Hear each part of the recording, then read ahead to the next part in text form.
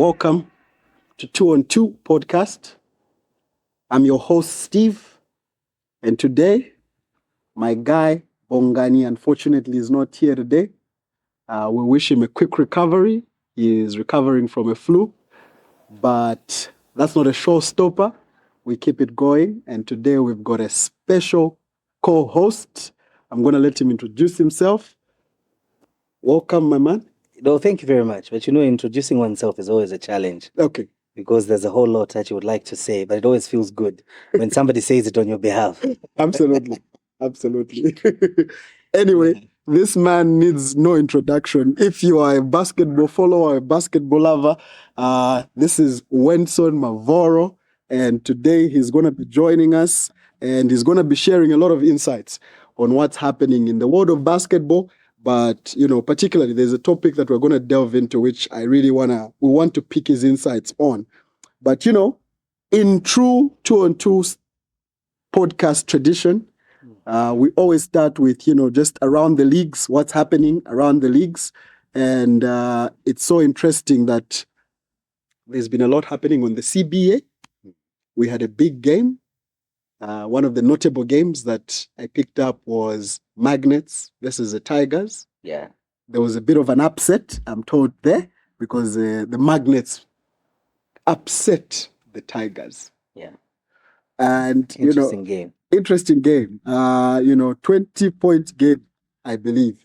It's actually a blowout.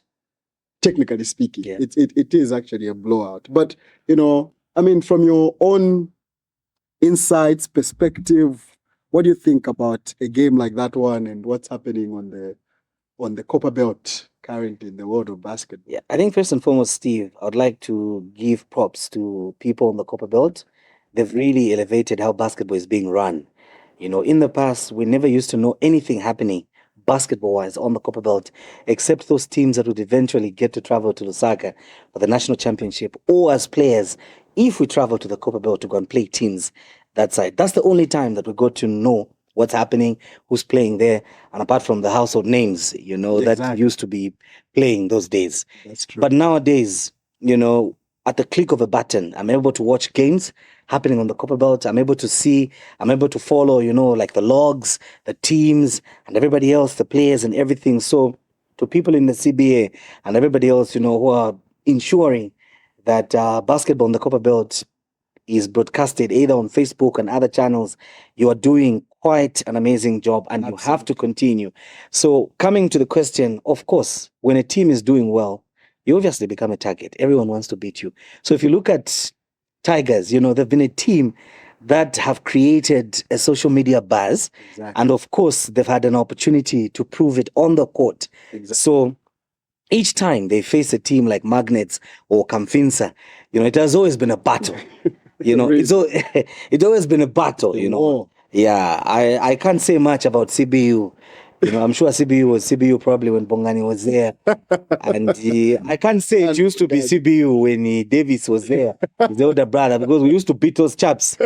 I remember one time we beat CBU when I was even injured, so. Serious? Yeah. Or that injured leg? Yeah, so not to take away anything from CBU, I mean. Exactly. But they were once a formidable team. Exactly. They were once a side to reckon with, but I guess not anymore. Yeah. But for me, I think I like the rivalry that we're seeing, beginning to build on the Copper Belt and the traction that they're bringing to the game of basketball. That's right. It is elevating the competition as well. It is also making sure that the focus is not only in Lusaka, but over there. And when you look at Tigers, kudos to the coaching staff and everybody there.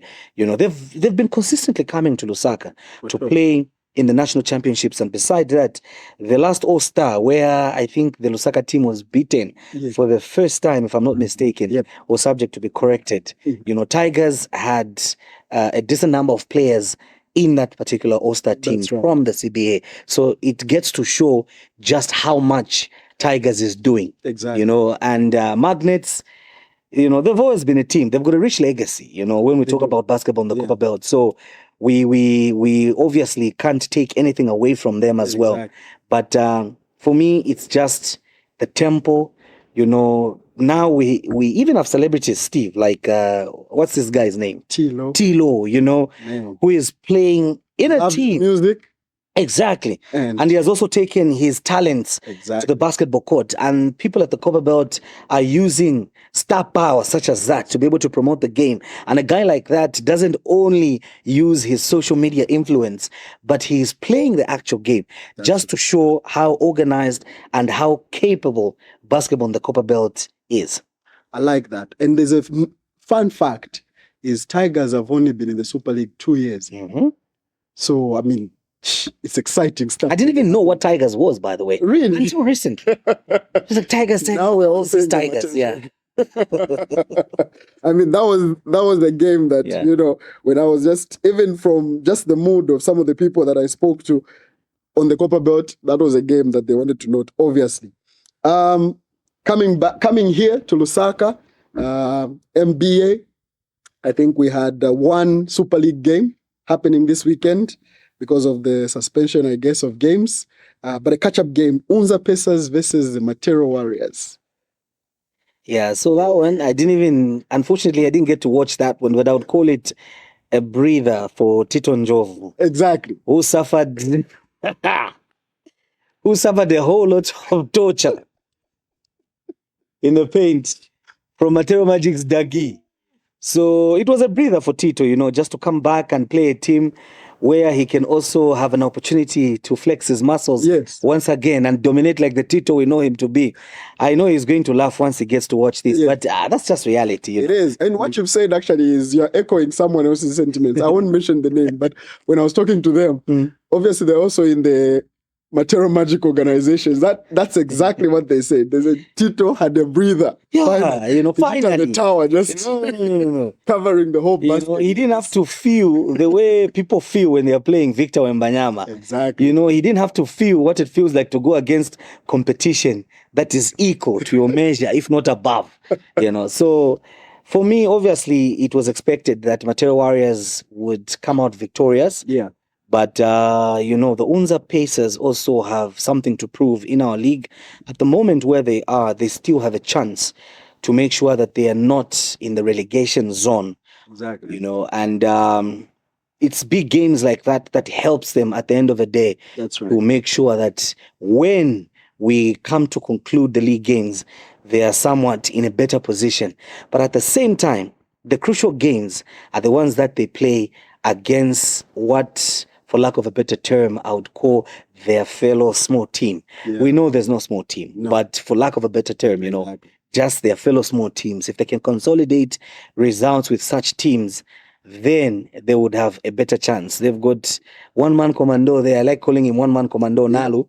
So I'm sure it was a Tito Nalu affair. Exactly. You know, but ultimately we knew that Matero Warriors was going to carry the day, just to be able to pick themselves up in a much needed win after suffering losses that they've, you know, been subjected to facing teams that are formidable and doing better than them roster-wise. Indeed. Yeah. I feel you. I mean, Pacers, they've got work to do. But, you know, there's optimism. You know, young team coached by a young guy. You know, you can get it right. But he's also a vet, you know, an experienced young guy who's been around the league a little bit. So, you know. But you know what I've always argued, Steve? My argument has always been, no matter how good you are, and this is the argument I always have with a very good friend of mine, David Msonde. Yeah. You know, you can't coach and play at the same time. It just doesn't work. Okay, we've seen this as back as the 50s when Bill Russell ultimately became the coach of the Boston Celtics. That's right. It had to come to a point where he had to choose where his energies would be concentrated, either coaching or playing. So I'm not saying Nalu should stop playing. Yeah. He is obviously helping the Pacers in a way. Exactly. But it's very difficult to be the player and at the same time be able to look at the game from a coach's perspective. You know, it requires you to be on the sideline to see what your team is doing and how the other team is reacting and be able to formulate a strategy. How do you do that when the ball is in your hands? You've got people double teaming you as Nalu. What time do you have to see what your other teammates are doing and how the defense is reacting and to be able to formulate a strategy? So the view there becomes subjective. In fact, in my view, it becomes narrowed. It becomes linear from a player's perspective. You are looking at it from one angle. You are a player and not the coach. So do we have somebody that has the technical capacity that is near Nalu. Exactly. To be on the sideline when Nalu is playing, to read the game and be able to react in a way that Coach Nalu would react, or even better. And you mentioned a very, very interesting point. Like, I'm thinking about it. Playing basketball, I've never played basketball like at the highest level, but I play social basketball. And I've noticed that, when you're in the game, there's times when sometimes you're just tired or you're just a bit off. But to make a decision and say, you know what, let me get out of this game and, let these guys play is a difficult thing. Just if you are in the middle of the game, in the crust of the game. So I can imagine you're a guy who's supposed to be calling this game, making sure that you've got the right team on the floor at every given time. And you're on the floor, maybe you're off, you're tired, or you're not seeing something, to reach a point where you actually make that decision and say, you know what, I'm going to pull myself out of this game and allow these guys to play, especially if you are the best player on the team. Again, that's another issue. You're the best player on the team, exactly. Literally. Yeah. So for me, it becomes a challenge, Yeah. For me, it becomes a challenge. But another unpopular opinion that, Steve, I've always had when it comes to, the young man Nalu. Yeah. He's one of those talents that we have, and I've known the boy, I think, since he was playing. I don't know if it's YBL or whatever, he and Bongani have a history of serious, duels that were interesting to watch. Precisely. Talents that really would stand out among their peers. And even when we place them among people that were a bit advanced in terms of playing the game, they would still, equally show that these are generational talents. But what I've always felt is it's a good thing. Whatever he's doing at the University of Zambia, for me, is welcome. It's adding to the growth of the game. But at the same time, is it really giving us an opportunity to get to witness Nalu play in his prime? Because I don't think we've seen Nalu in his prime. We've seen him give us very good games. We've seen him drop serious numbers. We've seen him give us highlights. We've seen him do all kinds of things. But I don't think we've ever been privileged or given an opportunity to see the young man play the game at the highest level according to his potential. And this is why I was saying this could be an unpopular opinion, because I feel, right now we should have been seeing Nalu playing basketball at a whole different level. Talk about the national team, talk about the local league, talk about all these opportunities that basketball is now being exposed to on the continent. Nalu, in my view, should be the candidate that we should be looking at to representing Zambia. All these things that we're seeing, players going to play in other leagues like Tanzania, Uganda, is it Burundi or wherever, the Dagis going to Spain and all these people going to the US. I feel Nalu has what it takes to be able to not only break those barriers, but sort of chart a path where other young guards coming before him can actually have it easy, or can have a path to walk. Wow. But again, because he's doing a phenomenal job again at the University of Zambia, it's denying us that opportunity for us to see the best that Nalu can give us, game-wise. And actually, you know what? Coming to think about it, very right, actually. Even just, I think, being a part of a system, a winning culture. I mean, like you said, the guy is brilliant. The guy is a brilliant player. We've seen flashes of brilliance, but has he ever been a part of like a winning culture? A team that has gone all the way and been crowned champions? We haven't seen it. Wow. We haven't seen it. Interesting take. I mean, we'll hear people's reactions, what you think about this in the comments, but hey, it is what it is. And, we wish him well in his current endeavor. Yeah. But hey. Yeah, we like him. We like what he's doing. For the record, we like him. Yeah, we do, definitely. He knows. I mean, he knows. In the B League, very interesting. B League, I think one of the teams that I've been looking out for, and we gave them a shout out in our last episode, was the Chilanga Rollers, who rode over the Magic B this weekend, 68-61. Yeah. What's your take? Magic B. What's going on with Magic B, man? Yeah, it's like, they say you sleep, you lose. Exactly. So congratulations, to Coach Chipego of Chilanga Rollers, who's doing an amazing job with that group of young Precisely. players. Yeah. I've had an opportunity to practice with those youngsters, and the commitment that he has shown to them, in my view, is beginning to pay off slowly. Absolutely. And this is a team that, if they continue on this trajectory, we see them even qualifying to the Super League. Yeah. It's possible. There are Absolutely. teams that came. Look at Mateo Warriors. They just came. Of course, they had Tito, Thomas, and all the powerhouses and all the big guns in the league. Yeah. They only played one season and were able to graduate into the A League. And today, Mateo Warriors is a name that Formidable exactly. force, I mean. They are a formidable opponent, and I feel for Chilanga Rollers, the same can apply, as long as they continue on this trajectory. And if you see the commitment, I've had an opportunity to be at Zamshu in the middle of the week. Whenever I'm free, I always want to go and play some basketball, to try and get rid of this other basketball that I've developed here. It's a sign of wealth. You see, wealth which can turn into serious health problems if not managed, eh? But you see the level of commitment that the players, first of all, and this is where I started from. Yeah. The level of commitment that the players are showing towards practice, for me, is encouraging. With this Chilanga Rollers group. And if anybody is going to say anything, against them, this I'll say for them. Yeah.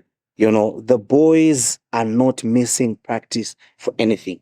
Wow. They are practicing as a unit. The turnout is good.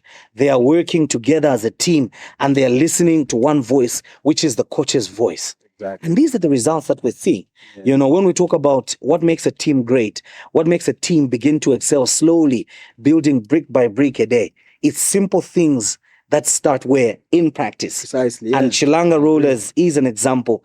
And they're doing a great job. Yeah. And not only that, being a person who comes from the media, I feel they are also one of the best teams that are doing an excellent job when it comes to publicity for their team on social media.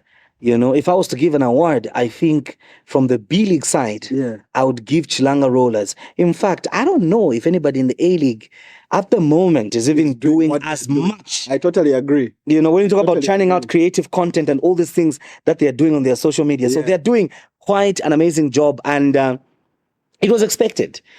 Remember, the first game, Magic won.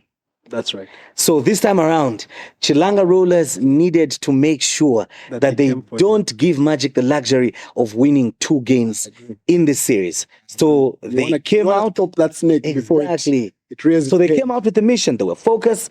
They came out with a mission, and that mission was to win, and they did exactly just that. What remains now, Steve, is for Magic B. What will they make of this loss? Magic B, I think the other week, fell victim to Magic to Lilanda Heat. Yes. By a slim margin. Yeah. So now I'm thinking about it, and I remember in the conversation with Bongani, he mentioned that, look, maybe they are riding on the success of the Super League team, the A team, Magic B. You are a bit familiar with some of these guys playing with this team. Exactly. So what's happening there? Because 2 losses in a row for a team like them is a bit concerning. I'm sure it is, right? What are you thinking about? How does a team like that bounce back and make sure in the coming week, to just put yourself out there? Because you become a bit of a target, if you ask me. Mm-hmm. People see you, start fancying the chances of this. You're like, oh, okay, so Magic is beatable. And Magic is a big organization. It's got a big name. So what do you do? How do you bounce back to make sure that, in these coming weeks, you secure victories, but also, your perceived position in the game? Steve, in basketball, there are 4 things. Yeah. Okay. You either play names or play teams. You either ride on names or you ride on hard work to win games. So when it comes to Magic as a dynasty, obviously, in Zambian history at the moment, there is nobody that can brag or boast at the accolades that Magic as an organization boasts of or has accumulated over the years. But at the same time, like I always say, Steve, when you're at the top, where is your next route? It's either staying there or coming down. Absolutely. Those who are down are aiming to go where? Up. On top. And they are and their goal is to displace the one that's holding the top position. That's right. So Even if Magic is seated on the 7th position on the log, either in the A or the B League, trust me, every team that comes against Magic, it's two things. They're coming to beat a name and a team. It's that's just how it is, unfortunately. They're coming to beat a name and a team. Fight. Exactly. So Mateo Magic B needs to get their head in the right space. At the moment, I wouldn't say they should be discouraged because, I mean, these things happen, you know. In the league, we've seen teams that have had one of the most, what you would term near worst season, but ultimately pick themselves up and end up winning a championship. So for them, 2 losses obviously is not a good sign. But when it comes to the Landa Heat game, that's like another interesting derby that always is fun to watch and is competitive as hell. It's actually a dogfight. You know, it's like, you know, those is it pit bulls? Yes. Yeah, those vicious ones, those that when they Going bite. at it. Exactly. That's how Mateo Magic Landa Heats is. But for the informed Chilanga Rollers again, for me, this I somehow knew that was going to be a tough game because Chilanga Rollers did not accept. I'll be very honest with you, even when Magic beat them in the first game. Okay, the difference is Magic thought, we can win this game, and they won the game. But Chilanga Rollers refused to believe that Magic would actually beat them, even though they lost the first game. Our friend, you and I had a conversation with our friend. I was even mocking him, Gary. You know, I was even telling him, shkulu. Muluza kuri bana bano, shkulu, But there's one thing that Gary told me. He says, it's a game, it's nani baba. That shows you something. If a person like Gary that is supposed to be in retirement with us, enjoying and you should have retired before playing those boring basketballs, I mean, I started playing with Gary, I don't know, as far back as 20 plus years ago, but if a person like Gary can feel bad that Magic didn't deserve to win, what do you expect in a return match? Exactly. So for me, Mateo Magic, it's a sign to them. To come to your question, Steve, it's a sign to them that they are very much beatable as a team. They are very much beatable. They need to realize that. But what will help them maintain the prestige that the Magic name carries, translating it on the court through wins, is working hard and approaching each game as a serious game. I think let's move. We're running out of time, but very important subject that we need to hit. And part of the reason why we really, really wanted you to have you on this show today is the preparations for the under-18 Zambia national team, boys and girls, who will be going next month to represent the country at a big stage, All Africa Games, I believe. What's happening in the camp? I know you've been close to what's going on. I mean, supporting the team, fundraising, media coverage, etc. I think some crucial meetings. I won't preempt it because this is your what you've been doing, but what's going on in that space, man? In terms of preparation, a lot is being done on the technical level to start with, where multiple friendlies with formidable opponents within the league have been arranged. Just this week, we expect the girls to be able to take on the ZBF champions, the Lusaka Basket Queens, who are also expected later on, if I'm not preempting anything, to take part in a regional, if not continental competition. But I'll leave that part to the organization to make the necessary announcement. Exactly. So the boys also will be taking on the Lusaka Basket Kings, who are also a formidable side. They've got a wealth of experience. Talk about national team point guard Gosa Mdulu, Mondos, who's sitting on championships. The coaching staff itself is top notch, and Mumu Sylvester Samgumbe, who is also another basketball talent. So they will be up against such kind of an opponent. Kashishi Z1, a good friend of yours. You play with him on Saturday. Though he likes missing layups. We hope he misses more layups when he's playing against the under-18. Too much power. Yes. So they will be up against the Basket Kings. And to crown it all over the weekend, we've again been given an opportunity. Special thanks to the Midlands Basketball Association, who have slotted us in within their fixture to allow the girls to take on Green Buffaloes. Oh, wow. So the girls will be tough tested. They'll go up against the Feet Mighty Buffaloes over the weekend The as Juggernauts. it means exactly just to prepare them. And the boys will be taking on last year's league winners, Monali Suns, who Wow. according to me arguably have the best roster on paper. So those are some of the preparations from a technical aspect that have been put in place to give coaches and the staff an opportunity to assess areas that the boys and the girls need to improve on. How is their ability to execute under pressure, if they're playing depending on the opponent that they are playing. And we're trying to create scenarios that will be near what they'll be exposed to when they get to Pretoria, South Africa. Wow. Speaking about that, I know there's a lot of work going into the fundraising effort. I mean, there's going to be expenses for this team to travel. It's a big delegation, 2 teams, plus support staff that are going to be coming on this trip. So where are we on fundraising, and how can anybody watching this participate and be a part of the fundraising effort? You've talked about something very important, Steve. When you talk about a big delegation, I would like to put a disclaimer that our delegation will not be like the alleged Zimbabwe delegation, where you have 7 athletes and 40-something plus delegates. No. Ours will not be like that, okay? Please, we love our brothers across the Zambezi, but I just needed to put that out there.